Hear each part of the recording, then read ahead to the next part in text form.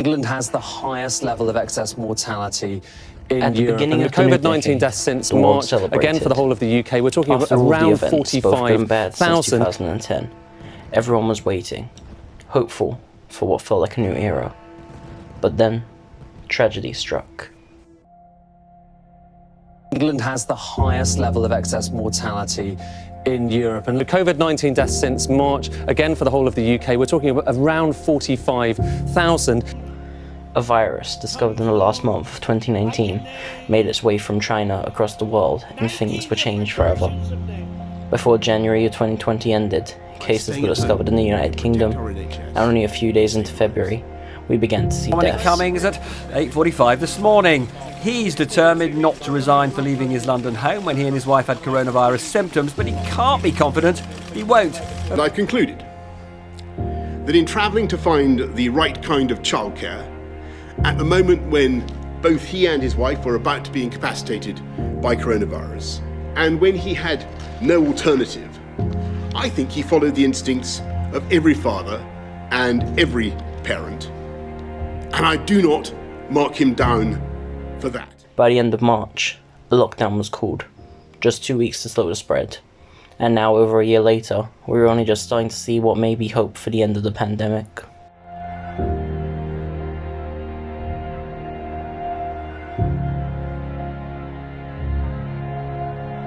The Prime Minister warned that the NHS could be overwhelmed if no action was taken.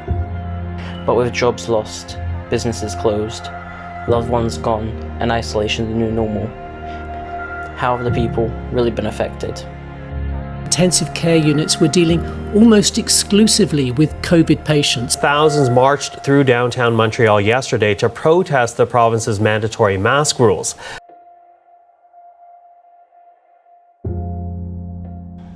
How does the average British citizen feel about the pandemic of 2020?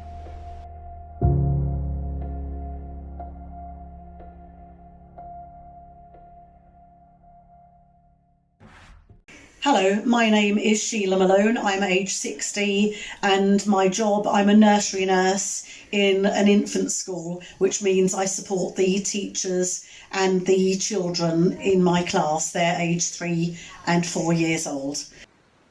My name is Paul Hughes. I'm 48 years old. I'm a foreman for a removals company. I'm also a martial arts instructor. My name is Sarah Malone. I'm 39 years old and I am a Move On coordinator for Homeless Services. My name is Angela Roberts and I'm 50 years old and I have 2 jobs. My first job is an infant teacher and my second job is that I design and make pet products for small pets. So first lockdown, obviously nobody really knew what to expect from it. So it was quite worrying in a way for everybody, not knowing how long it would last for. Everybody was worried about whether or not they were going to contract the coronavirus. As far as my work was concerned, obviously the main school closed down and then we only had key worker children in. The staff were put on a rota, so I only had to go into work once every 5 weeks. I was doing some work from home in between that. I was doing some videos for the children, stories, and showing them how to make Play-Doh, things like that, anything to keep their interest. That was all uploaded into the school website and then sent off to so the parents could access that and show that to their children. While we were actually in school at that stage, the nursery was mixing with the reception class, so that's all of the early years, and Key Stage 1, which is year 1 and 2 children. All of us and staff were from all those different age groups, and we were all together in one bubble. And nobody wore PPE, which is a big contrast to how things developed later. But nobody was offered PPE or thought about it. We didn't do any more. We did a bit more cleaning. We did lots more cleaning than we did before. And actually parents were providing a lot of cleaning materials for us as well, which was interesting. But I think a lot of that was because they wanted their children to stay in school, so they realised that was part of what we needed. But there was no face masks or nobody talked about wearing anything to protect us from the idea of catching it from the children. And that went on obviously for several months until schools opened up again. And then once schools opened up and all of the other children came back, or most of the other children came back just before we finished for the summer holidays. And what happened then was that even within a nursery there were 2 bubbles, and that was very difficult. But it was nice to have everybody back, but it was a very difficult way of working. Half the children had to be working outside for the day and half the children inside and swapping over. And it was quite restrictive, and a lot of children were quite upset by it because they couldn't understand why they couldn't play with children within the other group because they're 3 or 4 years old. They couldn't really understand it. So psychologically, that was very hard. At the same time, we were still expected to keep up reports on the children and assess their work and assess how they were doing and what changes there'd been in them and their level of work since they returned back to school. Our removals company was shut down completely, and I was furloughed for quite a few months. Also, my martial arts business was also shut down completely. By the summer, after the first lockdown, we started training in the park. So the first lockdown, I worked from home as a teacher. I did lots of paperwork and I quite enjoyed it really, apart from the fact that I missed my friends at work. I quite like being at home, quite a hermit, so that was fine. Quite enjoyed having my children at home, but luckily for me, my husband retired just before lockdown, so he was able to sort of organise the homeschooling. So for me, it wasn't too bad. I think that the first lockdown was kind of expected by the time it came around, maybe a little bit late. In terms of how it was for me, it was different in that my working hours changed. So I worked longer hours. I moved to 12-hour shifts from 7.5-hour shifts and some more days working from home. In terms of how it actually affected my work, before I was doing a lot of face-to-face work with people, trying to process people very quickly and support them into housing. Obviously, the number of people that we had coming into the building changed because we couldn't take as many in because of the pandemic. But also a lot of people that we wouldn't normally see were coming into our service and being processed because they couldn't be left on the streets, which they might have been in other circumstances. I felt that the first lockdown was very stressful for us. My husband's work had to close down and we didn't know when it was going to open up, and we had Brexit coming at the same time, so it was very stressful all round just because of lack of clarity on the situation. My removals company opened as normal, only we had to wear paper masks and sanitize our hands. When we went into the customer's house, only the foreman went in and spoke to the customer, did a walk around the house, and then once the customer had left the house, then the crew was allowed to go in. So it was quite different to normal. So again, before the children came back to us a couple of weeks back, obviously we locked down sort of just after Christmas. And again, it was key workers. I did not return to school straight after Christmas because I had contracted COVID, and so had my husband. And quite a lot out of the team of 8 adults in the nursery, 4 of us contracted COVID, and 3 of us gave it to our partners and our families. And that was very upsetting and very emotional, and very hard to deal with. And it was a very difficult time, and I was actually quite reluctant to return to work because I'd not really been given any guarantees that anything would be any different. However, when I did return, we did an assessment of back to work safety with the new school manager, and there was PPE available.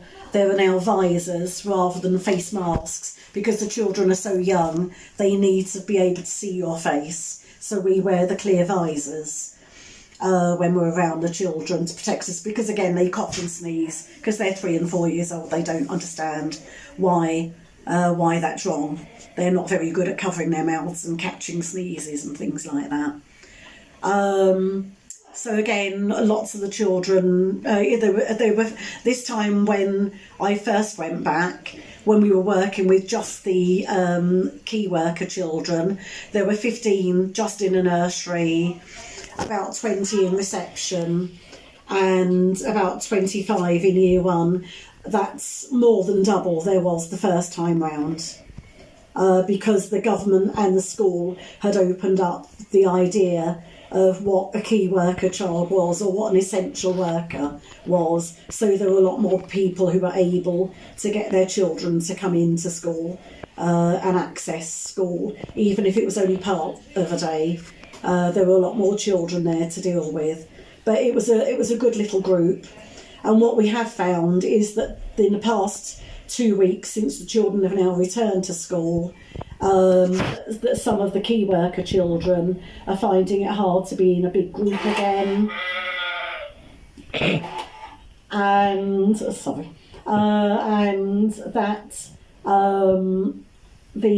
a lot of the children who were at home, obviously being at home with their parents since before Christmas, that they are finding it hard to be away from their parents. So halfway through the pandemic, I changed jobs and I moved from a 28-bed hostel in central London to a new 9-bed project in Hounslow. That wasn't as a direct result of the pandemic. However, it still happened, and that changed my job considerably anyway. I had to travel longer and further, which was quite scary at times, just due to the number of people that were still out and about and were still travelling. And rush hour was still quite hectic.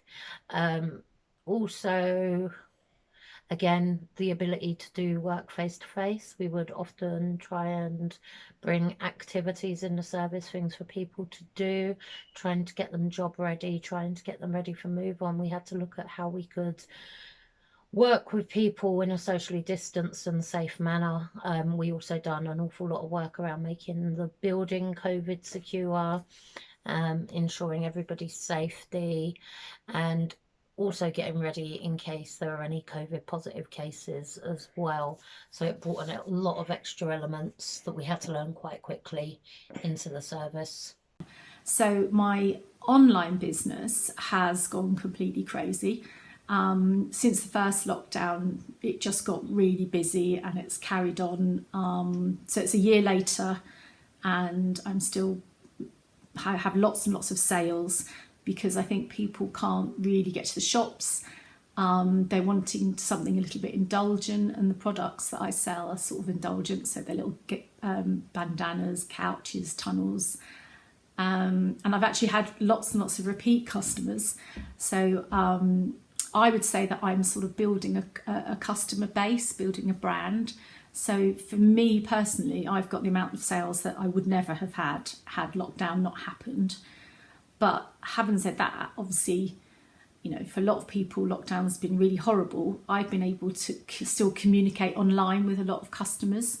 And that's been really nice, because some customers live on their own and they've got their little animals, and just interacting with me has sort of hopefully brought them a little bit of happiness to their day.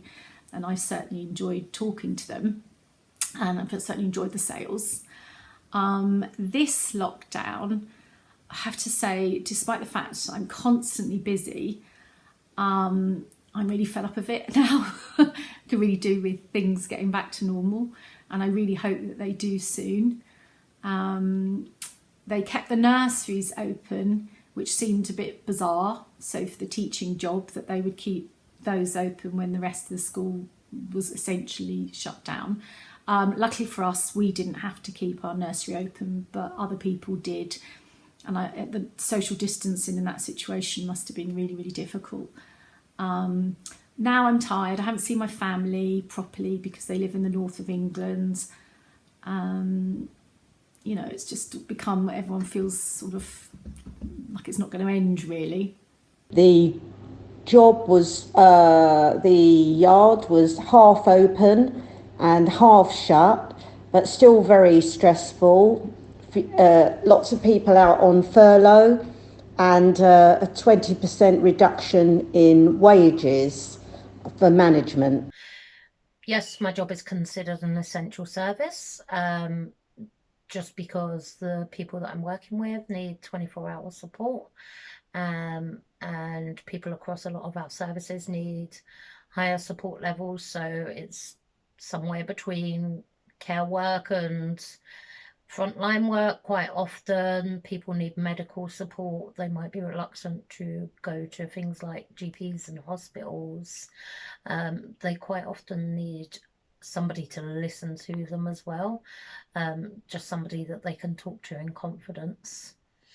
I would certainly consider it essential work as well, yes. My job as a removals worker is considered essential, and I'm not 100% sure. It could easily have been shut down and furloughed for the whole time. So is it really necessary for people to move during a pandemic? Difficult to say. Yes, I work in a school. It's the nursery class in a school, but it is nonetheless a school, so it's an educational establishment. And so yes, it's the job is essential. Obviously, you know, schools are always going to be needed. So yes, definitely part of the essential part of this lockdown and life. The lockdown's been interesting. I think at first I was probably running on a lot of adrenaline, knowing that there was so many things that we had to change and the way that we had to go about working. There was lots of information coming in, new information coming in on a daily basis. After a while it became quite tiring, especially with the 12-hour shifts. Working from home was certainly interesting as well. It's not something that we would tend to have a lot of time doing in my line of work, so that's all been a big learning experience as well.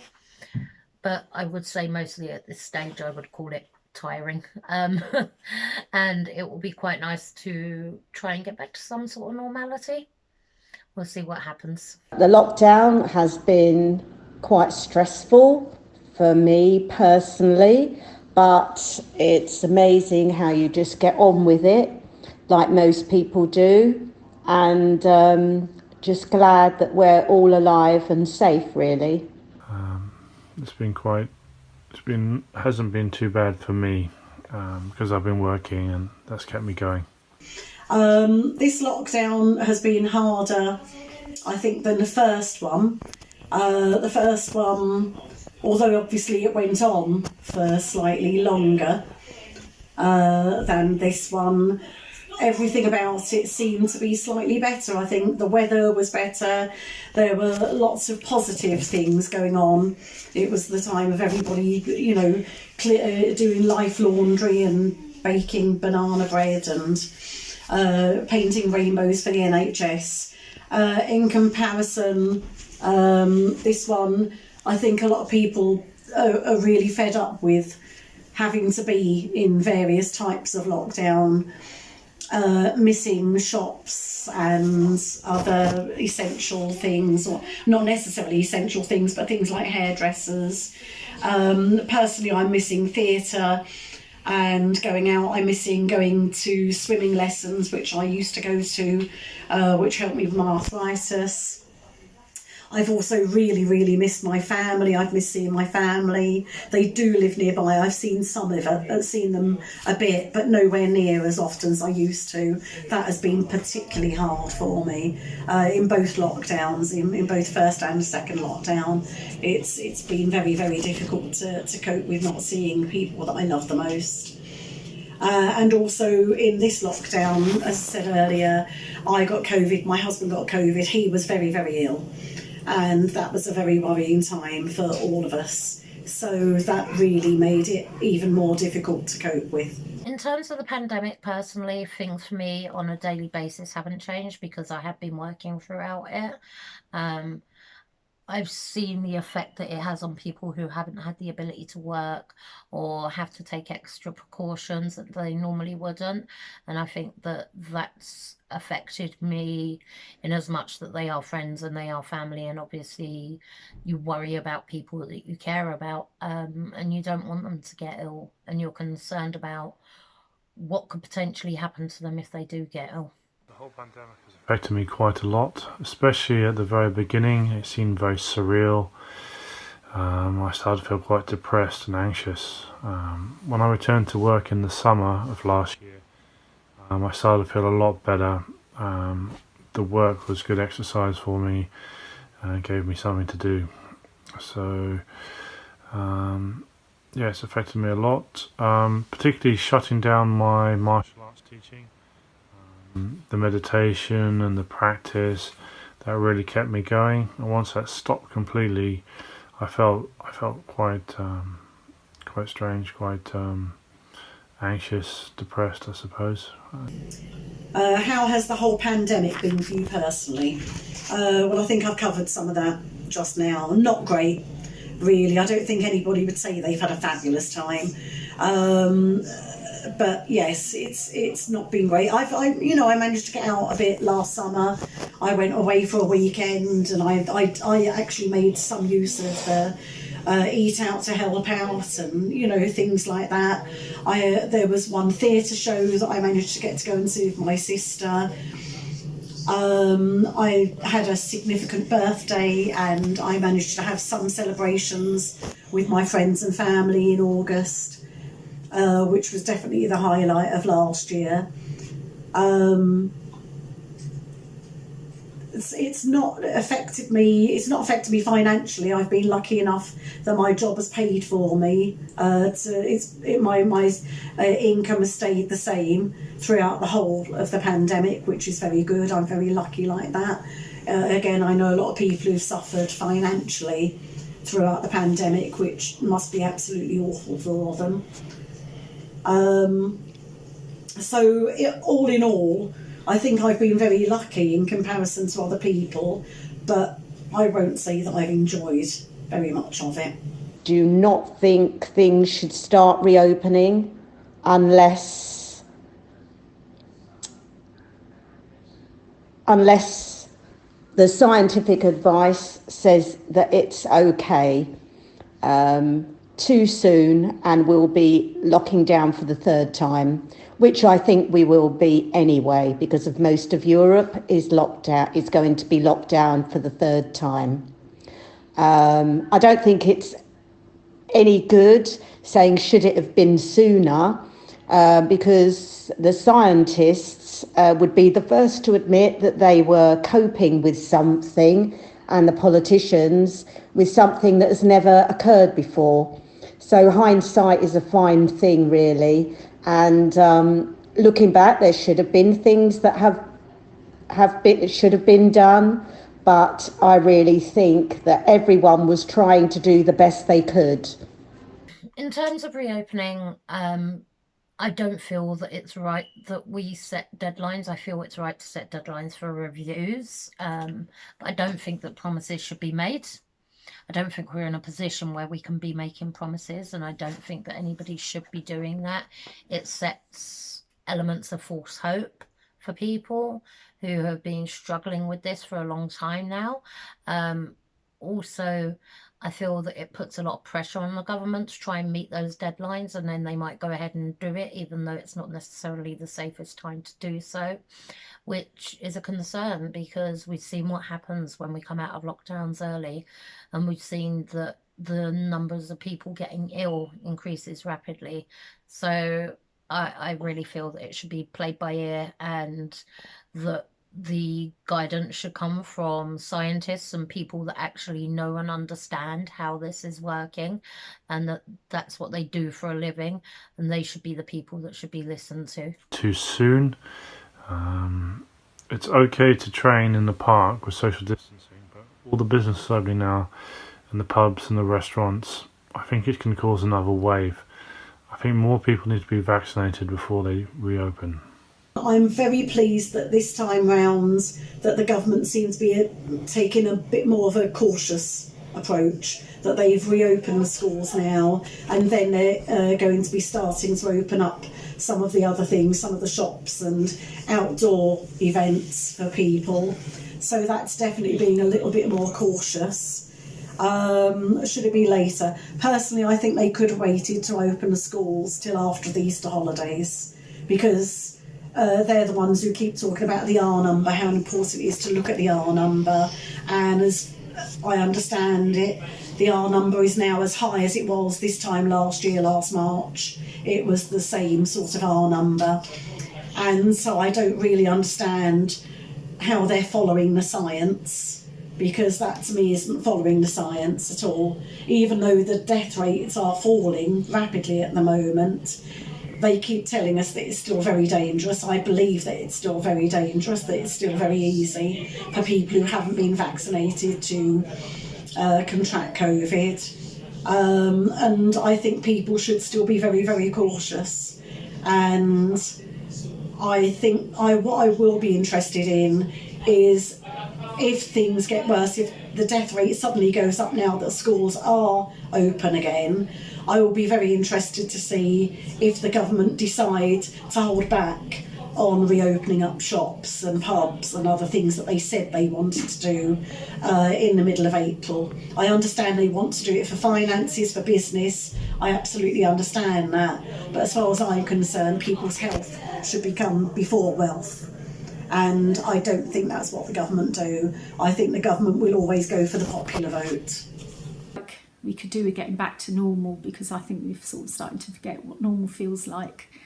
And I kind of really feel sorry for the young people. Do I plan on getting vaccinated? Yes, I do. I do plan on getting vaccinated, yes. I've had my first vaccine. I'm waiting for my second one now.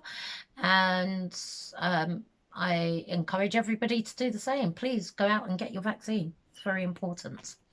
I've been vaccinated. Yes, I've had my first vaccination. I'm delighted that I've had it. I've had the AstraZeneca vaccination. I was fine afterwards. I felt a little bit rough the next day, but other than that, absolutely fine. Some of my colleagues who have also had the same vaccination were quite ill for a couple of days afterwards. Obviously, the next vaccination I get will also be AstraZeneca, and now we've heard that people are worried that it causes blood clots.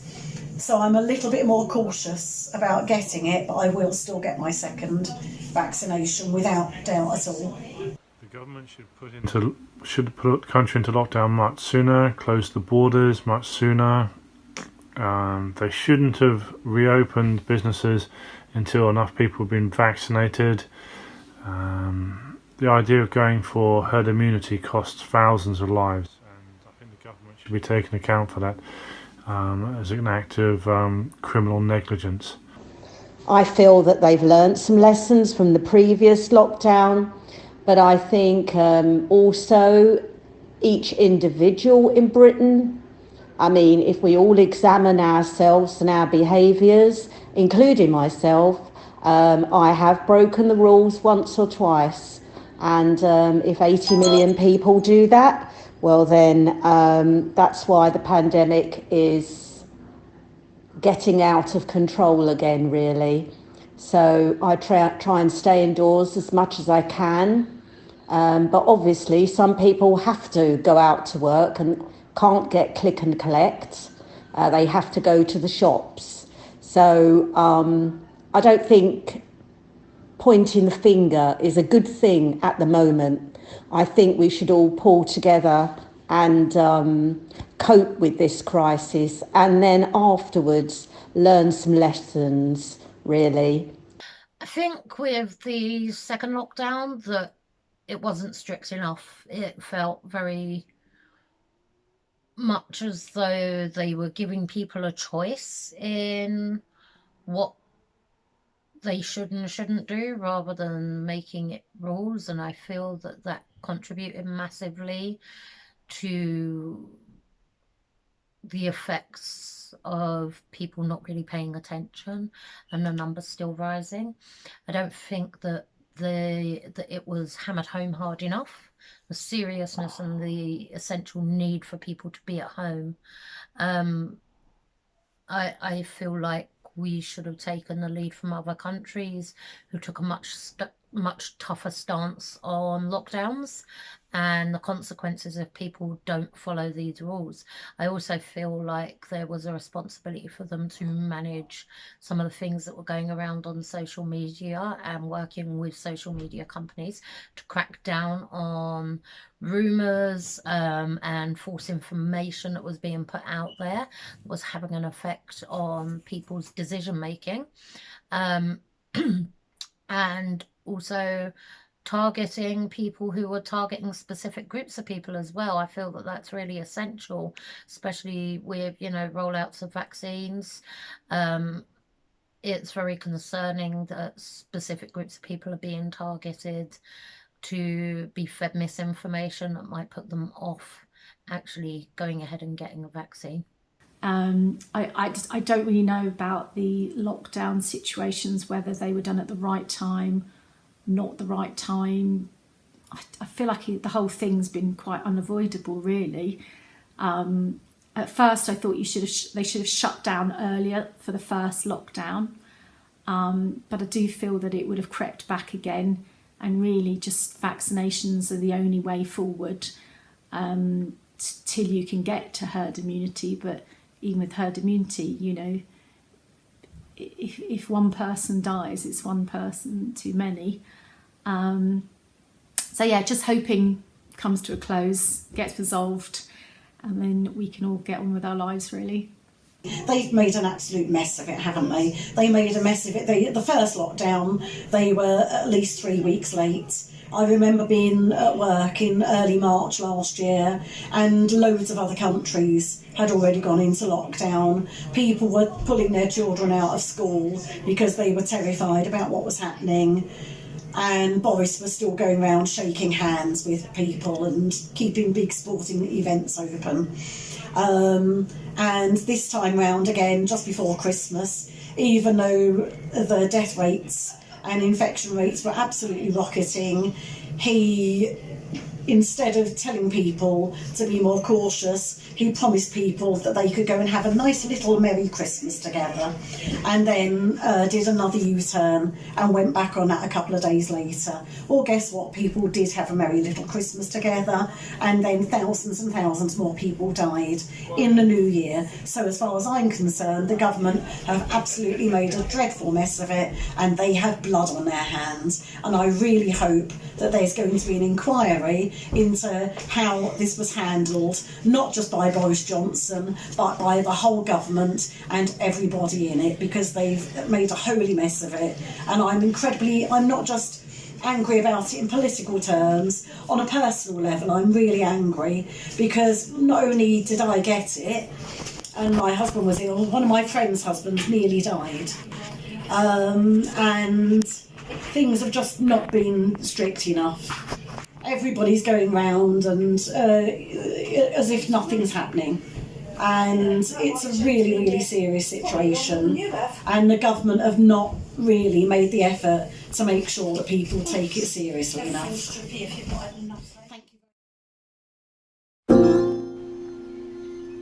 The year has been harsh. It has been cold.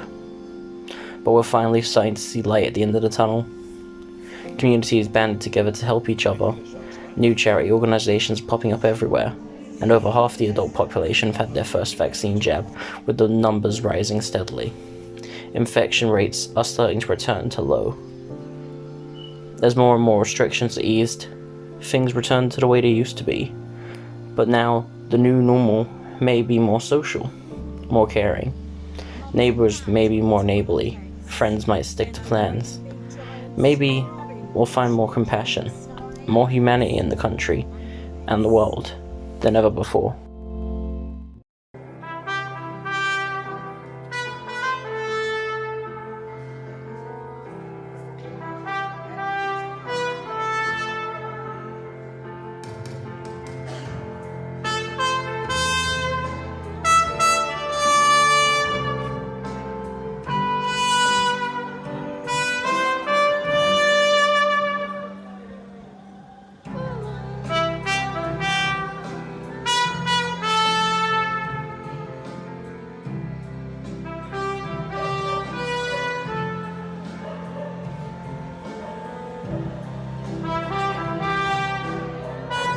It isn't hard to do.